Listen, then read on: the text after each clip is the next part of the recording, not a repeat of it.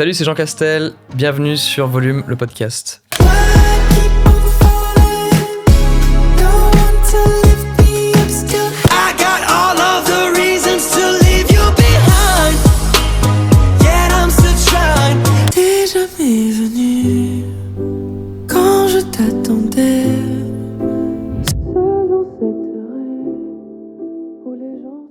Salut Jean Castel, merci d'avoir accepté l'invitation, c'est trop Plaisir. Cool. Je suis ravi d'être là. Écoute, déjà, pour commencer, la petite tradition, est-ce que tu peux te présenter pour les gens qui te découvrent via ce podcast? Bien sûr, je m'appelle Jean Castel, je fais de la musique depuis tout petit, je suis chanteur, auteur, compositeur et producteur de musique. Voilà, dans le style, je dirais pop, R&B, hip-hop. Ouais, donc comme on verra, t'es très couteau suisse, tu sais faire beaucoup de choses, mais déjà, avant tout, est-ce que la musique, c'est une chose que t'as toujours voulu faire? Oui, j'ai toujours voulu faire ça.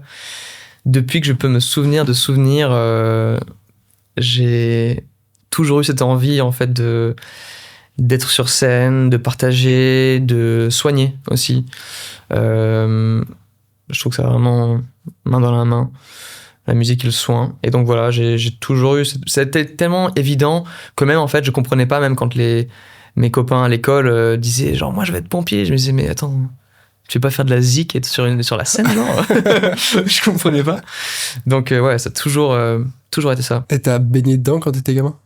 J'ai baigné dedans dans le sens où mes parents ont toujours écouté beaucoup de musique à la maison. Ouais, ok. Donc j'étais toujours devant les enceintes à écouter comme ça. Ouais, donc, comme s'il y avait une vocation où il y avait un chemin déjà bien tracé, quoi. Je pense... en tout cas, j'ai la chance d'avoir jamais eu de doute par rapport à ça, quoi. Ça a toujours été une évidence. Donc, Qu'est-ce que t'écoutais quand t'étais petit.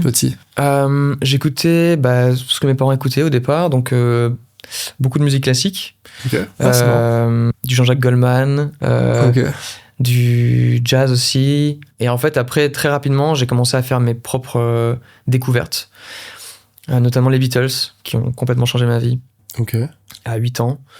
Et après, j'ai commencé à faire de la guitare avec ça. J'ai fait du violon aussi avant, mais grâce à eux, en fait, c'est eux qui m'ont motivé à faire de la guitare. Et après, j'ai commencé à faire du jazz, etc., etc. Donc là, t'écoutais juste à ce moment-là. Est-ce que tu commençais déjà un peu à chanter ou à faire des instruments? Je chantais et je faisais mes propres chansons en fait dans ma tête. Genre mon père avait un petit dictaphone et j'enregistrais sur son dictaphone en fait des idées, des trucs qui me venaient en tête naturellement en fait, sans savoir que c'est fou ça. Mais en fait c'est assez drôle. Est-ce que tu peux les retrouver même aujourd'hui? Alors il faudrait que je retrouve le dictaphone, ça je sais pas où est-ce qu'il est, je me demande si on l'a pas jeté, mais si on l'a toujours, oui, c'est des petites cassettes de moi à 8 ans qui est en train de faire sûrement des nanana, je crée mes trucs, tu vois. Et comme j'avais fait déjà du violon en fait de mes 5 ans à mes 8 ans, j'avais déjà une sorte de mini background musical. C'est tes parents qui t'ont initié à la musique? Ou en tout cas les cours? J'ai de la chance d'avoir des parents attentifs et ils ont vu très tôt en fait que j'étais très attiré par la musique. Trop bien. Et notamment un jour où on se baladait dans la rue, il a commencé à pleuvoir très fort, il y avait un violoniste qui jouait et je leur ai dit on reste écouter. Donc on est resté sous la pluie écouter comme ça, ils se sont dit ok bon lui il est un peu obsédé par la zik. Et donc ils m'ont demandé après ça tu veux faire du violon? J'ai dit oui. Et donc ils m'ont mis au violon à 5 ans et voilà. Comment t'as appris la musique? Du coup, avec des cours, mais quand je dis la musique, c'est peut-être un peu plus large, parce que même aujourd'hui, la production sur ordinateur, etc., tout ça, est-ce que c'est des choses que tu as appris en cours, ou t'as pris des cours, ou un conservatoire, ou je sais pas, ou est-ce que tu as appris sur YouTube ou en autodidacte? C'est les deux. Les deux? Violon, par exemple, ça a été en école. Donc, j'avais des cours tous les jours de la semaine. Et en fait, on avait des horaires aménagés, donc j'allais de 9h à midi à l'école de violon et l'après-midi en grande section et puis après en CP. Et après, j'ai fait ça aussi pour le CE1 où je suis allé au conservatoire. Après, j'ai arrêté le violon. J'ai pris des cours particuliers de guitare. Et après, j'ai fait guitare jazz au conservatoire. Donc, je suis retourné au conservatoire et là, j'ai appris la théorie, l'harmonie. Ok, t'as fait tout ce qui est solfège, tu l'as fait? Ouais, j'ai fait tout ça, voilà. J'ai fait tout ça, même si j'avoue que le solfège, dans le sens la lecture, m'a jamais trop parlé. Par contre, la théorie et l'harmonie, je trouvais ça fascinant. Donc, c'est-à-dire comprendre les suites d'accords, dans quel contexte ça fonctionne, les gammes, les modes, etc. Je trouvais ça très intéressant.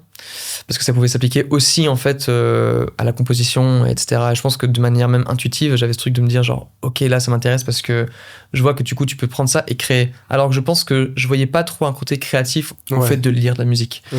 C'est comme ça que je l'interprète en tout cas pour moi. Bref, et du coup après ça j'ai commencé la prod vers 16 ans et là c'était en faisant. Et peut-être sur YouTube, dès que j'avais une question, genre comment tu fais de ce truc-là, voilà. Mais globalement, c'était surtout sur le tas en vrai. Donc tes parents écoutaient énormément de choses, ça c'est un fait, c'est génial, je trouve ça incroyable, classique, jazz, tout ça.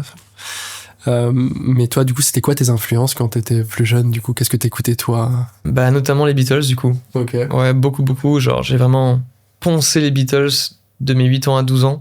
Genre je n'écoutais que ça à ce moment-là. C'est fou ça. Ouais, j'ai une obsession en fait pour eux parce que je pense ils sont venus réveiller en fait des sonorités qui me parlaient, genre dans les mélodies, dans les top lines, c'est la même chose, top line mélodie, dans les accords, les arrangements et tout, et je me disais waouh, c'est tellement satisfaisant en fait. Il y avait un truc qui était hyper satisfaisant. Et sans savoir pourquoi au départ. Et plus tard, j'ai compris en analysant un peu plus, quoi. Beaucoup de ça. Après, beaucoup de jazz. Pendant 2 ans, j'ai fait beaucoup de jazz. J'ai aussi fait du flamenco. Et après, j'ai découvert le R&B, le hip-hop, la pop, genre vraiment en profondeur. Notamment avec 50 Cent, avec Dr. Dre, avec des gens comme ça, quoi. Et là, pareil, ça m'a matrixé, en fait, parce je voyais des ponts entre la pop, le jazz, le hip-hop, le R&B, la soul, et je me suis rendu compte que tout en fait se nourrit et genre c'est hyper intéressant. Et donc après j'ai commencé à faire mes trucs à moi, et donc c'était un peu au départ un mix de ça, donc de hip-hop, de R&B, de pop, avec parfois des arrangements un peu classiques. Tu t'es inspiré de tout, tu mangeais tout ce que tu pouvais écouter, quoi. Ouais, génial, complètement. C'était qui ton préféré à l'époque? Ton artiste, genre all time, mais ton artiste, allez, à 15 ans. À 15 ans, je pense que c'était 50 Cent. Ok. 50 Cent, j'étais genre... pareil, parce que dans son premier album de Get Rich or Die Trying, genre les prods sont tellement fortes, lui, il rappe tellement bien, l'image elle est tellement forte, le storytelling, tout était genre... T'es plongé dans un univers tout de suite, c'est trop balèze. Et il y avait un côté très timeless à sa musique, d'ailleurs, qui est toujours le cas, je trouve. Et je sais pas, et du coup, c'est très musical, en même temps très catchy. Je me suis dit, waouh, ouais, ça m'a vraiment mindfuck en fait. Question tout bête, tu joues combien d'instruments? Je joue de plusieurs instruments, mais pas. Tu parles de violon, tu dois avoir un panel de fou. Pas vraiment, genre je joue la guitare, c'est l'instrument dont je joue le mieux. Après, je joue du clavier, donc assez pour pouvoir m'accompagner, composer, etc. Et après, je fais un peu de basse parce que je fais de la guitare, quoi. Et un tout petit peu de violon, des restes d'il y a 20 ans. Mais je suis extrêmement mauvais en violon. Vraiment, j'ai pas de problème à le dire, je suis très mauvais. Et tu fais pas de batterie, tout ce qui est J'aimerais beaucoup. Ah ouais, mais c'est très dur, j'ai pas du tout cette indépendance. Ok, ah ouais. J'arrive pas. Je suis très impressionné des très bons batteurs. Je suis un peu comme toi, je pense que je suis un peu un touche-à-tout. Mais je suis pas spécialisé dans un truc, et je pense que c'est même genre avec plusieurs takes tu peux faire ton truc, c'est ça, mais finalement genre si on te dit genre joue ça exactement sur scène, tu vas faire ouf, faut que je bosse un peu avant quand même, c'est ça. Mais c'est vrai que c'est un gros plus, et du coup on en revient à un gros point aussi de ta carrière, en tout cas de qui tu es, c'est la production, la composition. C'est quelqu'un qui aujourd'hui a un panel énorme. Il y a un truc qui m'est venu un peu en tête quand j'ai réfléchi à tes questions pour le podcast. J'ai vraiment l'impression que tu maîtrises les mélodies. Il y a une sorte de vraiment de maîtrise de la musique, quoi. C'est un peu le truc logique d'un compositeur, c'est de devoir utiliser plein de mélodies et en faire quelque chose. Mais dans ton palmarès, j'ai regardé, t'as créé pour beaucoup d'artistes, t'as bossé avec beaucoup d'artistes. Je vais citer quelques noms, mais notamment pour l'album d'Esprit Noir, La Cour des Miracles. T'as bossé avec Mosiman, t'as été aussi chanteur pour Offenbach à un moment. T'as fait aussi, et ça j'ai trouvé ça incroyable, t'as participé à la BO du jeu Alan Wake. Ouais. Ça, alors je suis un gros fan de jeux vidéo. Donc pour moi, quand j'ai vu ça, j'ai dit c'est incroyable. C'est trop fou. Et du coup, ça relève sur un truc assez dingue. C'est composé pour plein d'artistes différents, dans plein de domaines différents. Bah, c'est quand même une grosse force. Comment ça se passe quand tu bosses avec d'autres artistes, déjà, globalement? Je pense qu'il y a déjà beaucoup d'humains, évidemment. Donc, moi, ce que je trouve intéressant, en plus de la composition, de la prod, etc., du côté, on va dire, technique de la chose, c'est capter les sensibilités des humains que tu as dans la pièce. Donc, comment, en fait, tu parles avec la personne, comment cette personne se sent à l'aise, comment tu vas pouvoir sortir le meilleur du moment, de la session. Voilà. Et moi, je commence évidemment toujours par... j'aime bien discuter un petit peu pour voir comment la personne... comment elle est actuellement. Tu prends la température. Ouais, je prends la température, exactement. Et en fonction de ça, après, on part sur une idée, ou alors on part sur quelque chose que cette personne a déjà commencé, ou peu importe, en fait, tu vois.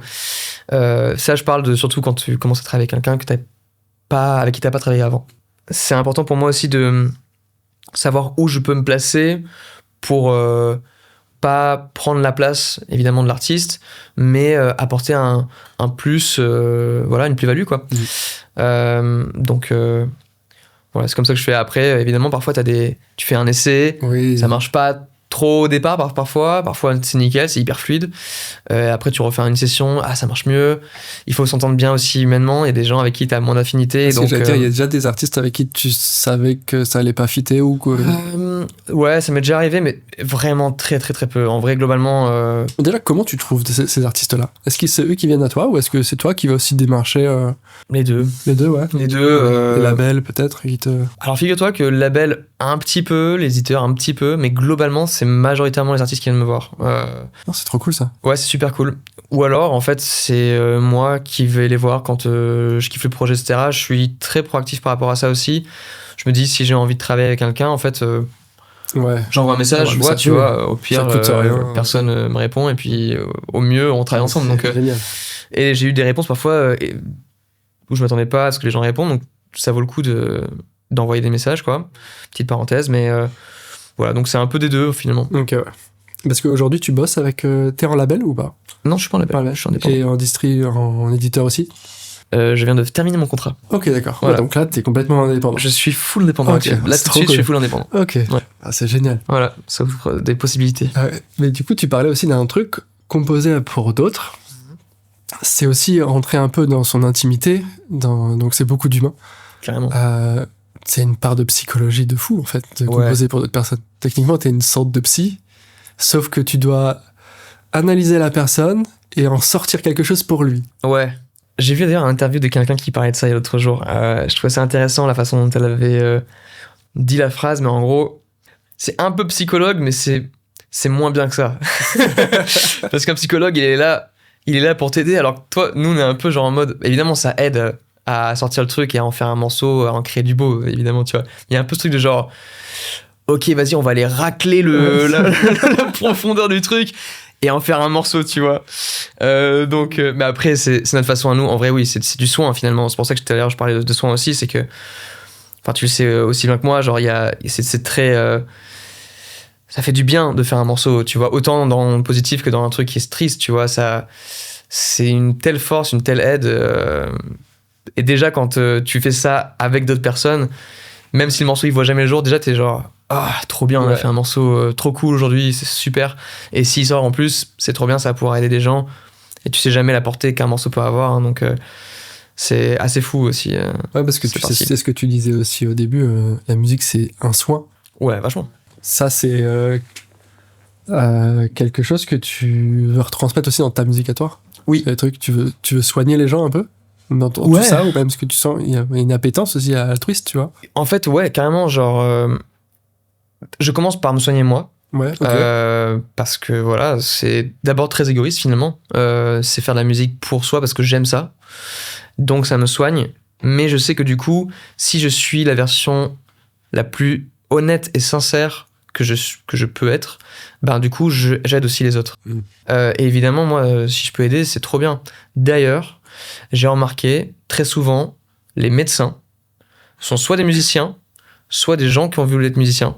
Genre, le nombre de médecins à qui j'ai parlé, mon père aussi est médecin, mais du coup j'ai pu rencontrer des médecins, etc., genre, beaucoup.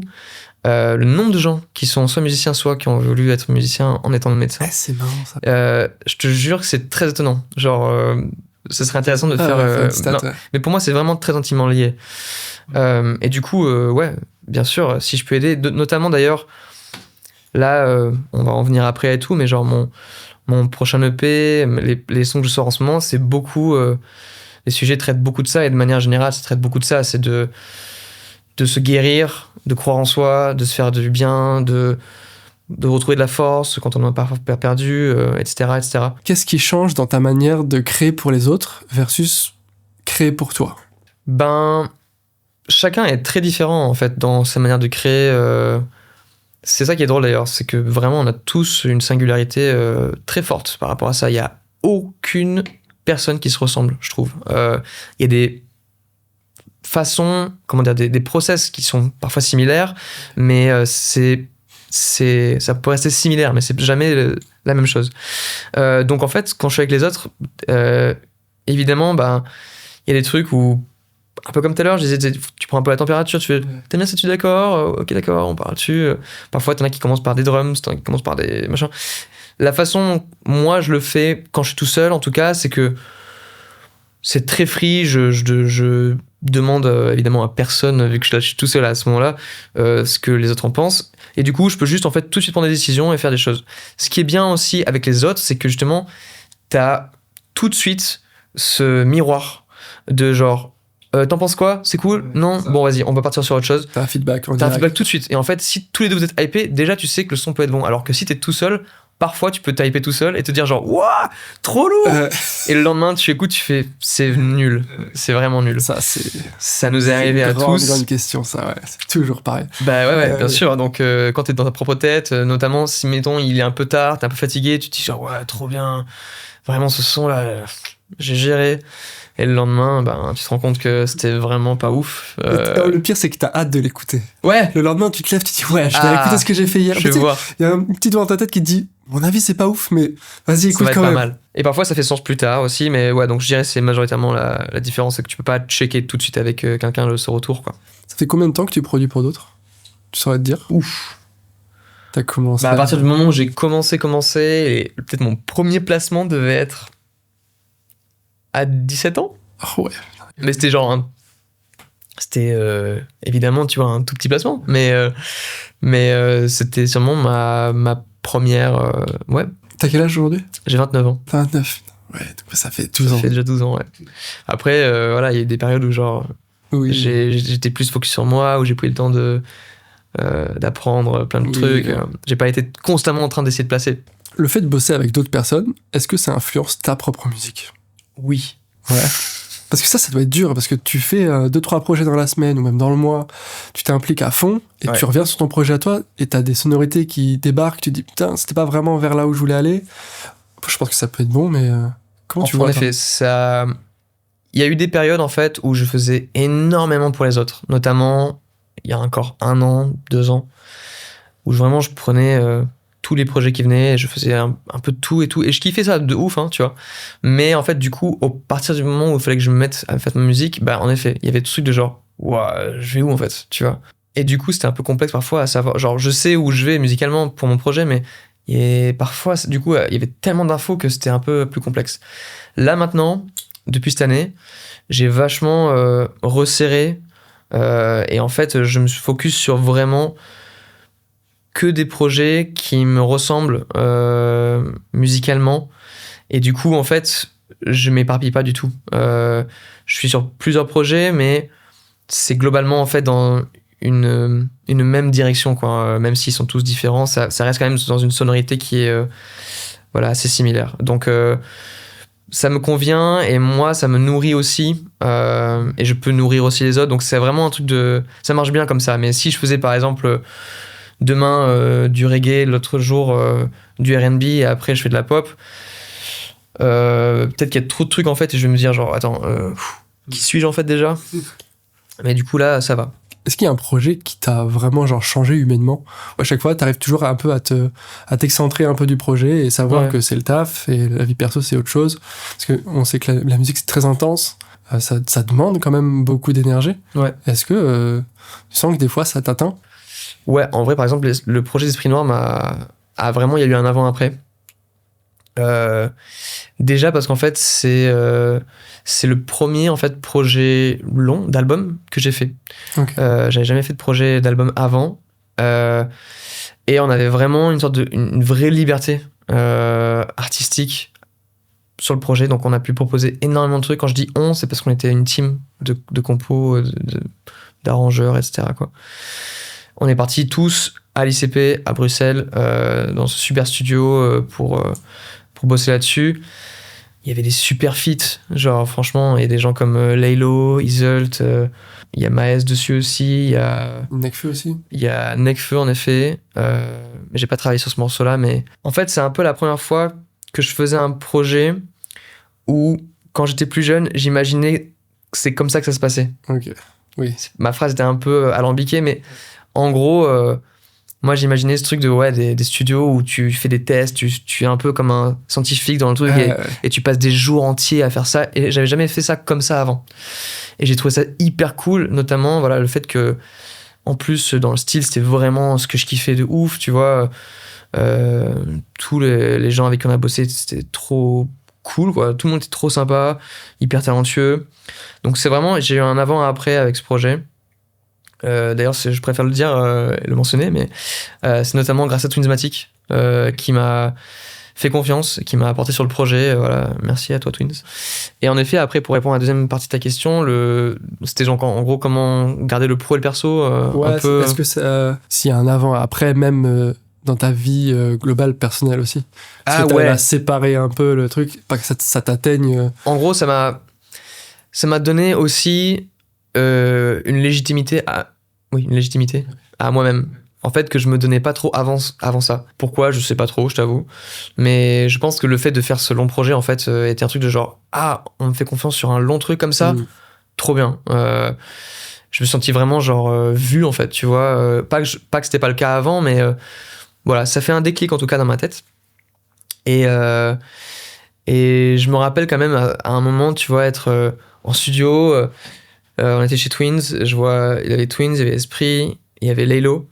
Et je me disais, quand même, c'est assez fou. Il y a encore genre quelques mois, 1 an, 2 ans avant ça, où genre, je rêvais d'être à ce moment-là. Et en fait, là, j'ai eu ce moment-là de prise de recul et me dire genre, c'est trop stylé, genre, j'ai tellement de chance de pouvoir faire ça, avec des gens aussi forts dans ce qu'ils font. Et donc voilà, ça m'a atteint de manière personnelle très positivement finalement. Mais j'ai à peu près toujours su gérer le pro et le perso comme ça. Après, par contre, l'équilibre entre genre avoir du temps pour moi et les autres, et faire la musique et tout, ça c'est encore un sujet où je suis pas parfait là-dessus, mais voilà, je donne beaucoup de temps à ce que j'aime faire, mais je pense qu'on est beaucoup à être dans ce cas-là. Ça, c'est un peu une grande question aussi que je me mets moi aussi en faisant de la musique. Quand tu composes, tu penses d'abord à ce que les gens vont penser ou à ce que toi, tu vas penser la musique? Comme dirait Eric Rubin, c'est moi d'abord, en fait. C'est toi, ok, d'accord. Ouais, parce que je pense pas qu'on puisse vraiment faire un message... En tout cas, chacun a sa façon de voir les choses. Je t'avoue que moi, je pense que tu fais tu rends quelque chose d'universel quand tu parles de toi. C'est assez contradictoire finalement, mais je pense vraiment sincèrement que c'est ça.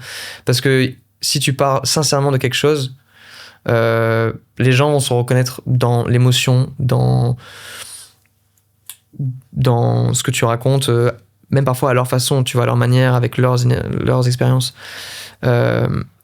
Mais quand tu essaies de faire trop genre large, c'est là où, à mon avis, tu perds les gens. Enfin, en tout cas, je vois pas... c'est comme ça que je vois la chose. Et j'ai plein d'exemples en fait qui montrent en tout cas que... Donc moi, je pense d'abord à ce que moi me fait du bien. Et je me dis, voilà, si ça résonne, ça résonne. Oui, puis t'as cet aspect d'authenticité aussi. Si tu penses à toi d'abord et ce que tu fais sortir ça, c'est que c'est naturel, c'est authentique et les gens vont le ressentir. Si tu commences à devenir un peu superficiel, c'est différent. Après, je dis pas que quand on fait quelque chose de très large au grand public, c'est superficiel. Ça peut être aussi très... Bien sûr, ça peut marcher. Hein. Attention, il y a plein d'exemples qui montrent que ça marche. Il n'y a pas de toute façon de règle absolue, mais il faut en tout cas être aligné avec toi, ton process. Est-ce que moi, ce qui marche le mieux pour moi, c'est de faire plutôt d'abord large ou d'abord plutôt petit? Moi, c'est plutôt, je pense à moi d'abord et après les autres. Là, ça va être un gros sujet. Je veux que tu me balances tout. Mais j'ai peur. Tu cites souvent Pharrell. Ouais. En tout cas, moi, je sais que Pharrell, c'est quelqu'un pour toi. Oui. Dis-moi tout.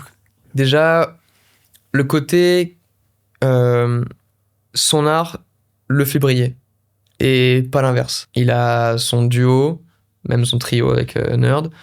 Il a fait énormément pour les autres. Et en fait, toute sa musique a parlé pour lui. Et j'adore ça, en fait. C'est pas un mec qui a été genre... très people, tu vois, en mode genre...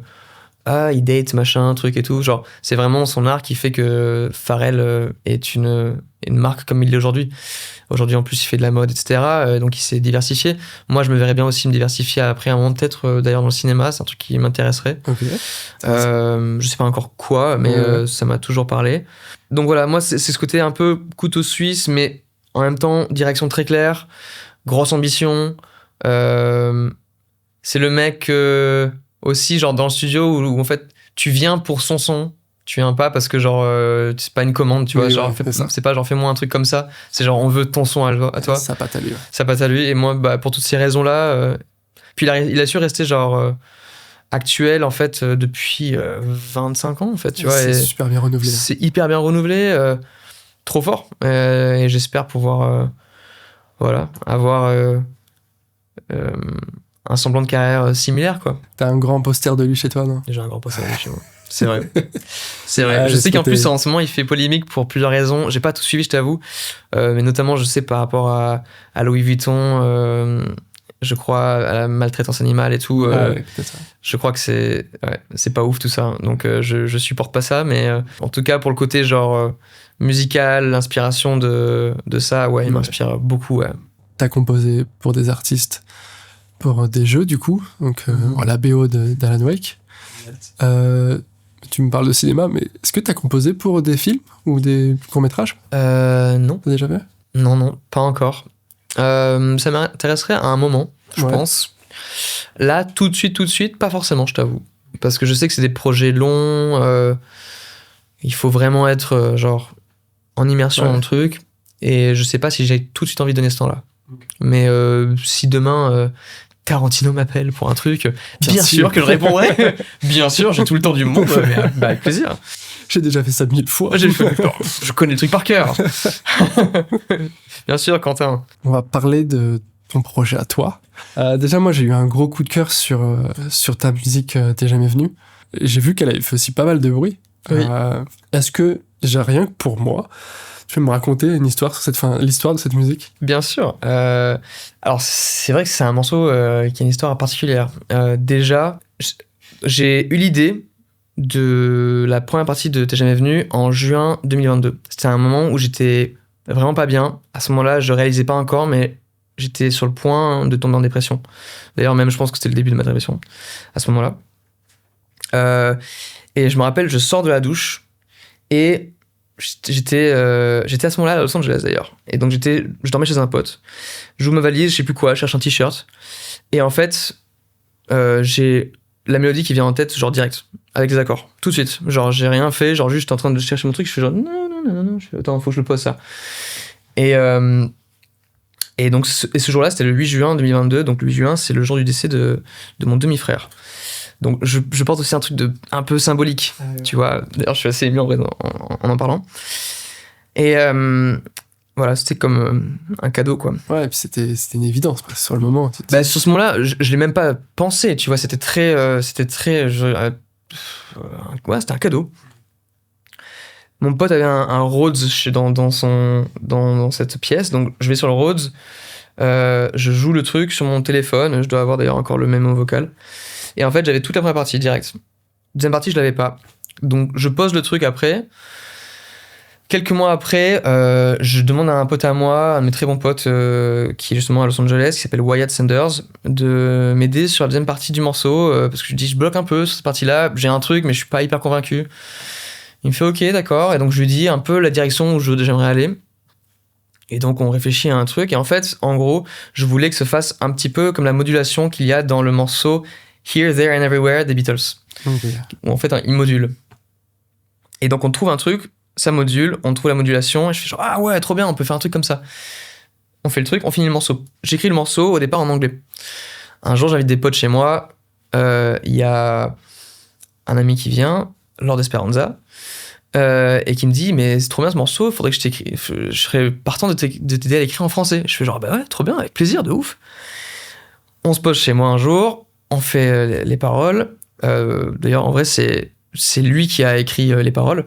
Moi je lui raconte ce dont j'ai envie de parler, donc je lui raconte l'histoire. En fait donc c'est une histoire d'une histoire que j'ai vécue amoureuse, où en fait j'avais l'impression que je donnais beaucoup, que la personne me rendait peu, et donc il écrit les paroles et tout, et donc je pose le truc, le morceau dort pendant un bout de temps, et il y a un jour je décide, j'ai un pote qui me prend en vidéo, je lui dis vas-y fais-moi juste une petite vidéo, et comme ça je la poste sur les réseaux. Donc je fais ça et je fais à La Prade, qui est un château, un studio à Bordeaux, dans l'entrée.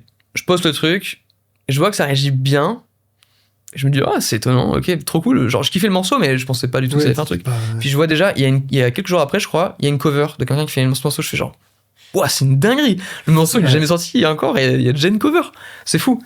2 covers, 3 covers, 4 covers, 5 covers, 10 covers, 20 covers, 30 covers. Et je fais genre, non, mais là, c'est un truc de zinzin. Je sais pas ce qui se passe, tu vois, mais. Et ça part en organique de ouf comme ça. Et donc là, au bout d'un moment, je me dis, bon, ok, faut l'envoyer, tu vois.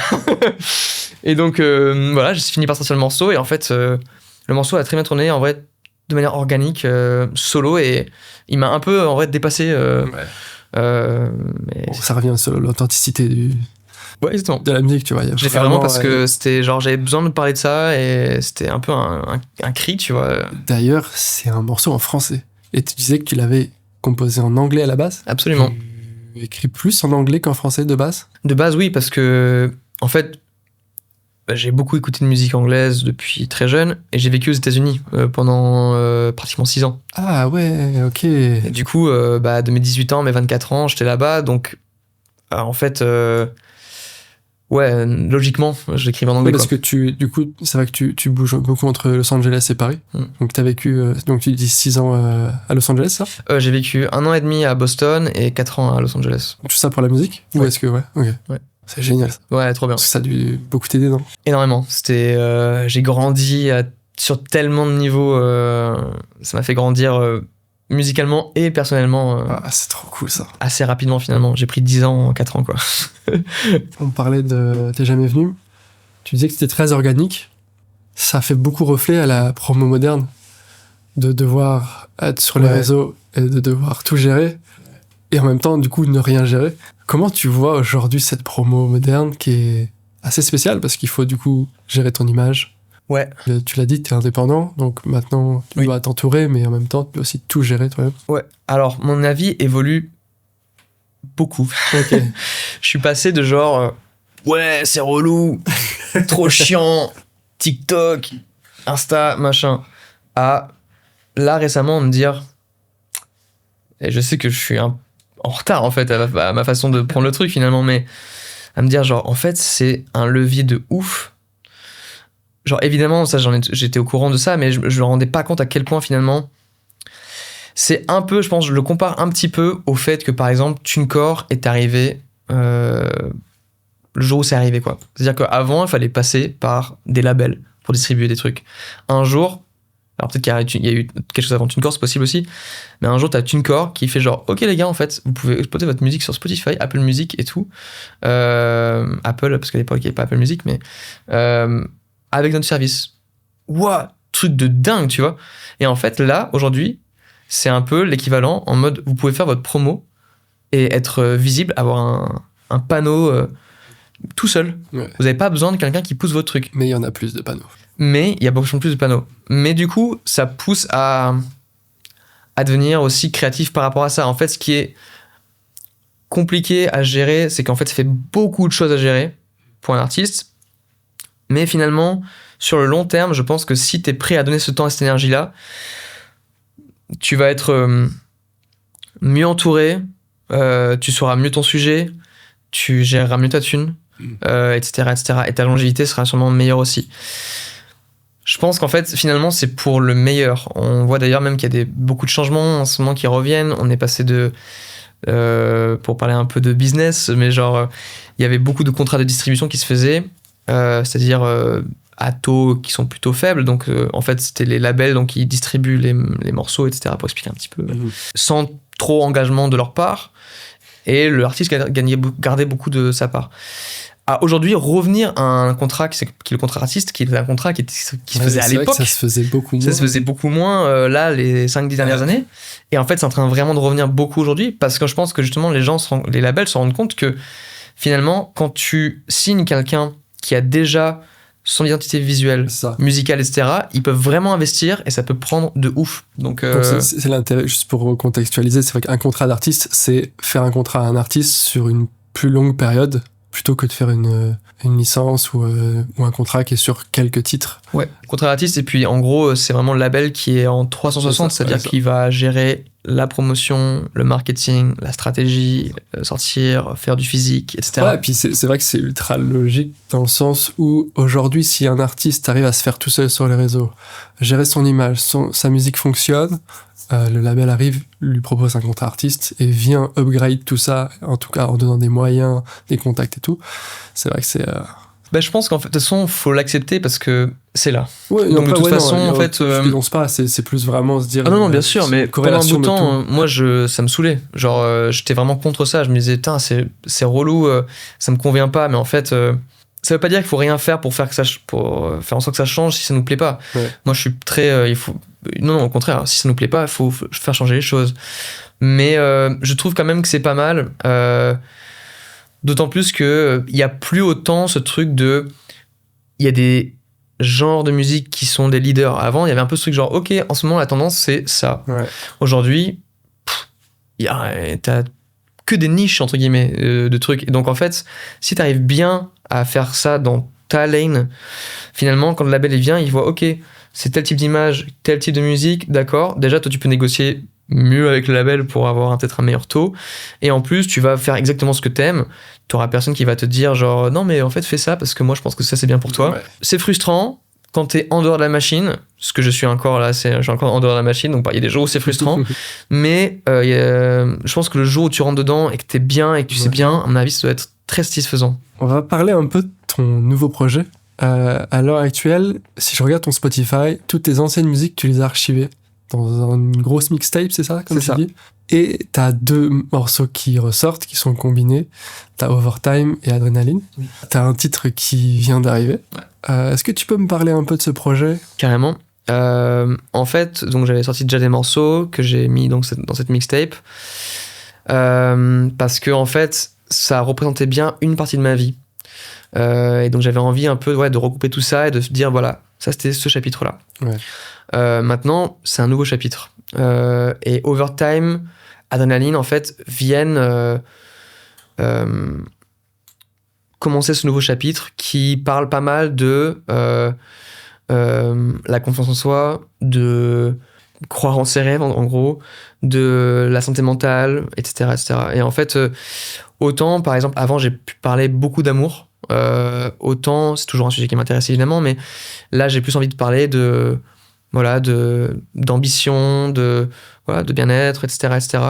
Ce qui sont des sujets que j'ai pas évoqués dans des chansons trop pour l'instant. Ouais.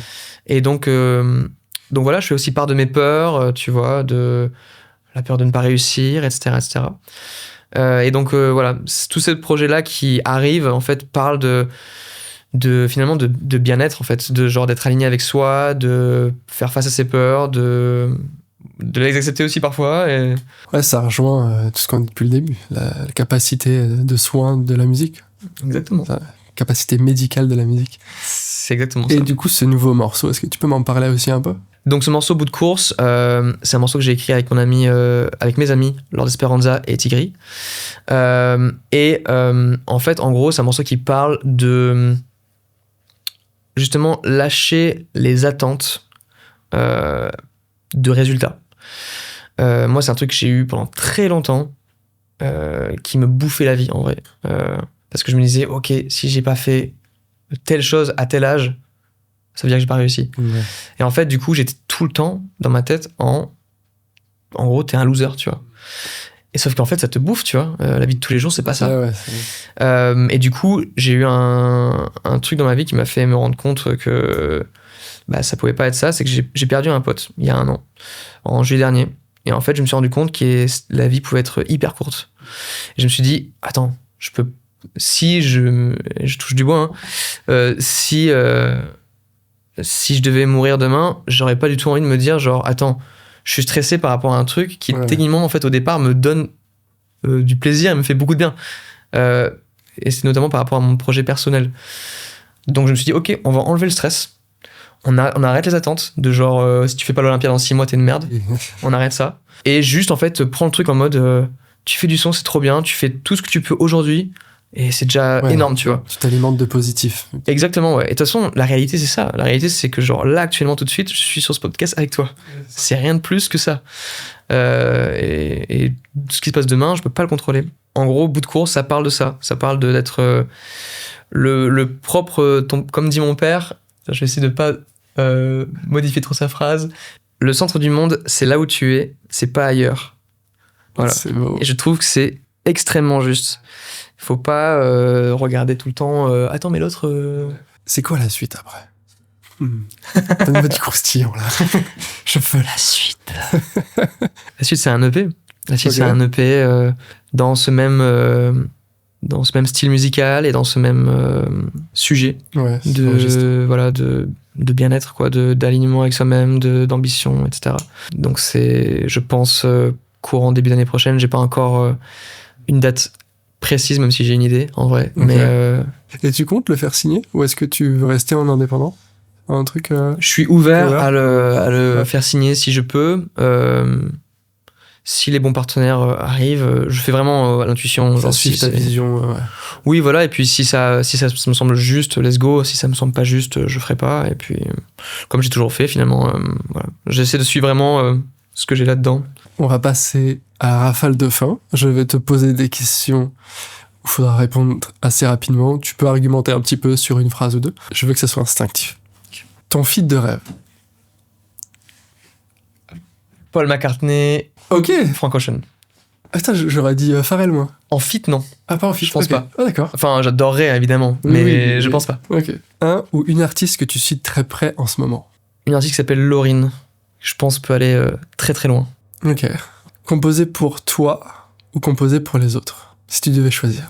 Tu me demandes de choisir entre mon père et ma mère, là, c'est pas possible. Oh. Franchement, c'est vraiment 50-50. Je refuse de répondre. Joker. Ok. L'artiste qui t'a le plus surpris en studio. Pierre Demar. Ok. Le lieu idéal pour composer. La Prade, Castle, à Bordeaux. Français ou anglais? Anglais. Très bien, très bonne réponse. Et pour terminer, le meilleur conseil qu'on t'ait donné dans la musique? Un conseil de Spike Stent, qui est un très grand mixeur, qui m'a dit: fais-toi une banque de sons. Crée autant de musique que tu peux. Parce que, mettons un jour ça marche, tu veux avoir assez de bac musical pour pouvoir continuer. Il me disait en fait qu'il avait vu des artistes monter très très très haut. Et en fait, le label demande un truc rapidement après. Ils ont pas le temps. Ils font un truc un peu précipité. Ça se casse la gueule. Ça m'a marqué. Et donc depuis, en fait, je compose très souvent, beaucoup, parce que aussi je me dis, voilà, un jour si je serai prêt, je pourrais me dire genre, ok, il y a tant de morceaux dans la banque. C'est génial, dans la banque. In the vault. Et un petit bonus, mais studio ou scène? Waouh. Oh, c'est super dur. J'ai déjà pris le Joker. Je peux pas prendre les deux. Ouah, c'est super dur. c'est trop dur, punaise. Ah, c'est super dur. je vais dire studio peut-être. Ok. Même si en vrai, la scène c'est extraordinaire. Mais studio, en fait, je me vois bien en studio à 4. Bon, en vrai, sur scène aussi. Je veux dire studio parce qu'il faut choisir. Allez. La petite tradition ici, c'est de me donner ton top 3 all-time de tes musiques préférées. Ok. Eh bien, écoute, on va commencer par She's Leaving Home des Beatles. Ok. Qui est un morceau qui est juste absolument magnifique. Je pense qu'après ça, je dirais PYT de Michael Jackson. Ok. Et cool. Après ça, je dirais peut-être Money Trees de Kendrick Lamar. L'album en général, Good Kid, Mad City, c'est genre mon deuxième album préféré de tous les temps après Sgt. Pepper. Il m'a matrixé quand je l'écoutais pour la première fois à 17 ans. Et en fait, mais sur tellement de trucs, quoi. Sur la prod, sur la façon d'écrire, sur les visuels, sur tout, en fait. Je me suis dit, wow, c'est quoi ce truc? Et Money Trees en particulier, je t'emmène dans un mood qui est genre tellement singulier et un peu hypnotique. Hypnotisant, je sais pas comment dire. Mais bref, qui est voilà, juste incroyable. Et donc, écoute, merci beaucoup, Jean Castel. Merci à toi, c'est trop cool. Je te souhaite plein de bonnes choses. À toi de même. Que ce podcast ait énormément de succès. Merci. De manière générale, même. Voilà.